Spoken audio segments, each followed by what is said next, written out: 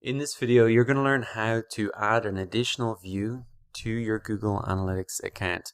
Now, this is the best practice when you're setting up Google Analytics so you have a backup of your data.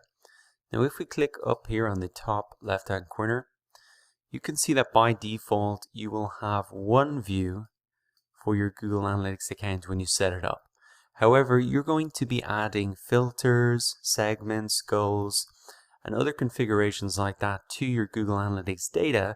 So you want to have an unfiltered view, an untouched view that you can always go back and look at just in case anything does go wrong when you are adding those configurations and filters. So to create an additional view, you want to come down into the admin section in the bottom left hand corner. You can see that in the view column here, you have the option to see all your views.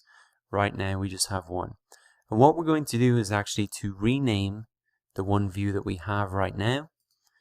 And we can just click into this here in view settings. So as we scroll down, we can see the view name.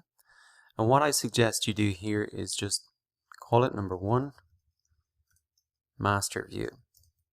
Now this is the view that you'll be using on a day-to-day basis. So we can just save that.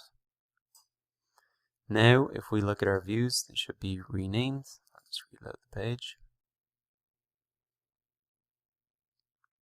So we've got our master view.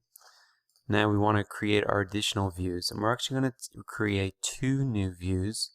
We're going to call this one 2 test view.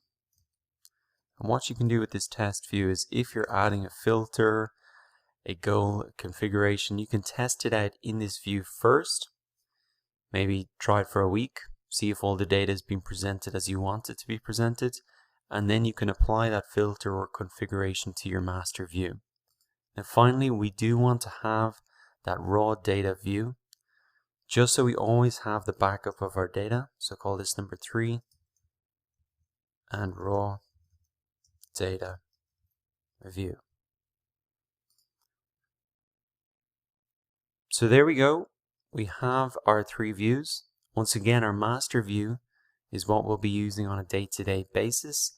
And remember, a view is just a perspective. So if you get a little bit more advanced, you can set up views to show the data that's only relevant, say, to a PPC manager or management in a company. But for setup purposes, you really want to use the view just to make sure that you have that raw data backup. So that's how you create a view. It's your turn now. Go ahead into the admin section and create a new view for your account.